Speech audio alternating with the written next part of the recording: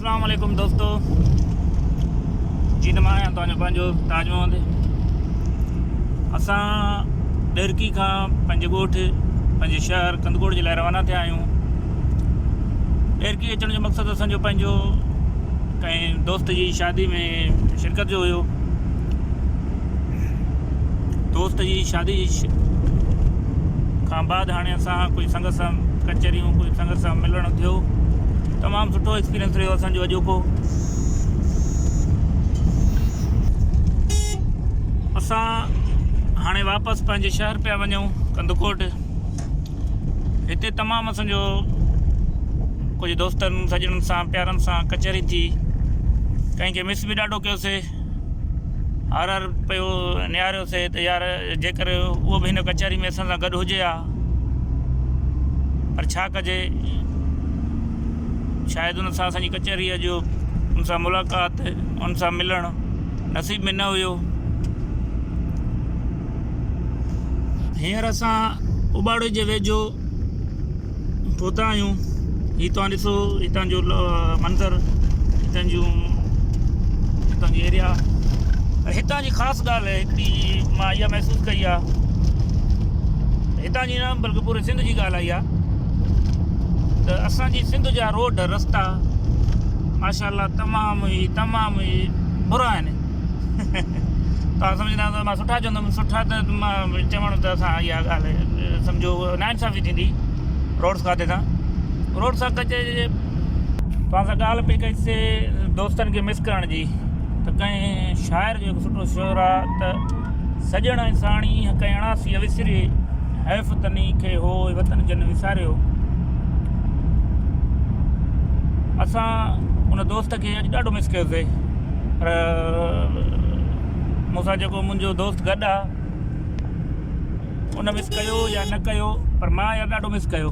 छो जो जॾहिं बि असांजो घोटकी पूरे डिस्ट्रिक्ट में जॾहिं बि अचणु थींदो आहे, उन दोस्त सां मुंहिंजी कचहरी, उन सां मुंहिंजी मुलाक़ात, उन जे सां मुंहिंजूं रिहाणियूं हमेशह थींदियूं रहंदियूं आहिनि। पर हीअ ॿियों या टियों चकर चइजे मां हिन तरफ़ आयो आहियां, उन सां कचहरी न थी सघी आहे, उन सां मुलाक़ात न थी सघी आहे, उन सां मिलणु न थी सघियो आहे। उनजो ज़िक्र इन जे करे मां पे कयो त उहो हिकु मुंहिंजो तमामु अॼु खां 18 साल पहिरीं मुंहिंजो हिन ज़िले सां, मुंहिंजो हिन शहर सां, मुंहिंजो हिन इलाइक़े सां, मुंहिंजो हिननि रोडनि सां, रस्तनि सां उन जे मार्फत वाक़फ़ियत, उन जे मार्फत वास्तो थियो। पर छा कजे, उहो अॼु असांजी हिन कचहरी में न हुयो। उहो तमामु ई असांजो हिकु हर दिलि अज़ीज़ दोस्त आहे, प्यारो दोस्त आहे। नालो खणंदुसि त पोइ मुंहिंजे दोस्त वरी ॿिया काड़जींदा त यार तूं उनखे ॾाढो पियो यादि करीं, उनखे मिस करीं, उनखे उहो करीं। छो जो डिस्ट्रिक्ट घोटकी जितां पई शुरू थिए, जिते पई ख़तमु थिए। सॉरी, विच में असां हिन टूल प्लाज़ा जे बारे में तव्हांखे ॿुधाईंदा हलूं त हीअ टूल प्लाज़ा उबाड़ो, असां उबाड़े पहुता आहियूं ऐं हाणे हितां टूल अदा करे टूल ॾेई असां अॻिते थींदासीं। टूल ॾियण जो मक़सदु इहो आहे त असां ते हिन जो फ़र्ज़ु आहे, हीअ असां टैक्स चोर माण्हू न थिए। टैक्स ॾींदे पंहिंजी पर्ची वरिती अदे टैक्स जी डेट हमेशह चेक कंदा कयो। छो जो अक्सर असांखे टैक्स पंहिंजा न लॻंदा, मोटर वारा ॾिसो टैक्स में हिते पंहिंजो पर्ची ते असांजी न लॻल आहे, डेट बि न लॻल आहे। उहा कहिड़ी डेट जी आहे, पोइ यादे वारनि जी पंहिंजे खांचे मञे थी बि हला अकेले। बहरहाल इन ॻाल्हि खे छॾियो, हे असां हाणे पंहिंजे ॻोठ लाइ रवाना आहियूं। ॻाल्हि पई कईसीं हुन दोस्त जी। उहो दोस्त आहे, अलाह सी उनखे हयाती ॾे, अलाह सी उनखे ख़ुशि रखे, अलाह सी उनखे आबाद रखे, अलाह सी उनखे वॾी हयाती ॾे। तमामु असांजो सुठो दोस्त आहे, प्यारो दोस्त आहे। अॼु जॾहिं मां हिन शहर में अची, हिन इलाइक़े में अची, हिन ॻोठनि में अची, हिन दोस्तनि ॾे अची, हिन दोस्तनि जी रिहाणनि में कचहरनि में वेठासीं, पर उन दोस्त खे ॾाढो मिस कयोसीं। छो जो बसि छा कजे, जो उहो तमामु पंहिंजो प्यारो दोस्त आहे असांजो, कोन हुयो कचहरी में। हाणे असां उबाड़ो क्रॉस करे पंहिंजे ॻोठ जे लाइ वञूं पिया। अल्लाह ख़ैर करे दुआ कयो असांजे सफ़र जे लाइ। हीअ आहे उबाड़ो बाईपास ते असां आया आहियूं। हीअ रोड जी हालत आहे, तव्हां ॾिसी सघो था। जेको असांजो मिंटनि जो सफ़र आहे उहो कलाकनि में थिए थो। कंधकोट खां घोटकी मां सम्झां थो, घोटकी न बल्कि मीरपुर या ॾेरकी, घोटकी घणो परे थी वञे थी। मीरपुर तक़रीबन 100 खां कुझु वधीक किलोमीटर हूंदो।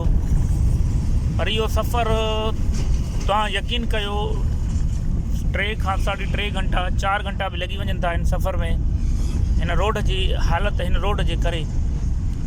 हीअ रोड जी हालत आहे, ॾिसो तव्हां। ऐं तव्हांखे हर जॻह ते ई वॾा ट्राला जेके वीचारनि जा नुक़सान थियनि था, पंचर थियो वञनि या कुझु थिए थो, हिन जो नुक़सानु थिए थो। पर हीअ टैक्स वारा टैक्स बि कंहिंखे कोन था छॾनि, टूल बि कंहिंखे कोन था छॾनि। उन खां वरी मोटरवे बि अलॻि हूंदी आहे। मोटरवे पंहिंजी अलॻि अलॻि जॻहुनि ते पंहिंजी कैंपिन वेठी हूंदी आहे। मोटरवे वारा कमु त बहितरीनु करनि था, पर पोइ मोटरवे वारनि जो रोड सां त न आहे, उहो ओवरलोड आहे। ॿिए बाक़ाइदे कंहिं ग़लति ड्राइविंग जे करे उन्हनि ते पंहिंजो फाइन बि लॻाइनि था। हीअ ॾिसो तव्हांखे वरी ॿी गाॾी नज़र ईंदी जेके साॻी कंहिं हालत में बीठल हुई। ऐं हीअ रोड जी हालत आहे, ॾिसो तव्हां। नेशनल, हिन रोड खे नेशनल हाईवे जो नालो ॾेई नेशनल हाईवे जी तौहीन कई वञे थी। हीअ रोड जी तव्हां हालत ॾिसो, हिन रोड जी तव्हां हालत बि ॾिसो ऐं असांजी गाॾी जी तव्हां स्पीड बि ॾिसो, जेका मुश्किल सां 40 ते पहुतल हुई। छा कजे, अलाह साईं उन्हनि खे सम्झ सां या अकुल ॾे, असांजी आवाम खे बि सम्झ ॾे त उहो पंहिंजे हालत ॾिसो। रोड जी नेशनल हाईवे आहे असांजी हीअ रोड। हीअ उबाड़ो बाईपास आहे, हीअ रस्तो हीरो पंहिंजो हीअ ॾिसो। ऐं हीअ रोड वञे थो पंहिंजो उबाड़े शहर जी तरफ़। हीअ मौजूदीन जे फोटो लॻल हुया, अलाह साईं उन्हनि खे हयाती ॾे, रब साईं ख़ुशि रखे।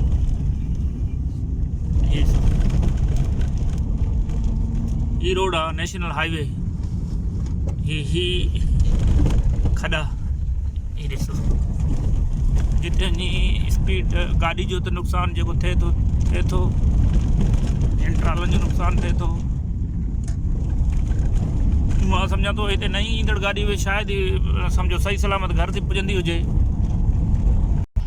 नेशनल हाईवे खां लही करे चौकमाड़ी, नेशनल हाईवे चौकमाड़ी स्टॉप आहे, उन खां लही करे असां कश्मीर जी तरफ़ रवाना आहियूं। ऐं तव्हां अंदाज़ो हणो 15 मिंटनि जो शायदि सफ़र आहे, 20 मिंटनि जो, छो जो अगरि जे रोड सही हुजे त।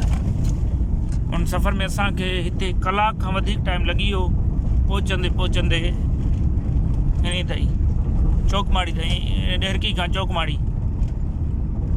हितां जेके ईंदड़ दोस्त हूंदा उन्हनि खे हिन रस्ते जे बारे में, हिन इलाइक़े जे बारे में ख़बर हूंदी। ऐं माशाल्लाह हीअ ॾिसो तव्हां ॿिन्ही तरफ़ रोड जे ॿिन्ही तरफ़नि खां सरसब्ज़ एरिया आहे। हीअ माशाल्लाह सुहिणी सिंध जा सुहिणा मंज़र आहिनि।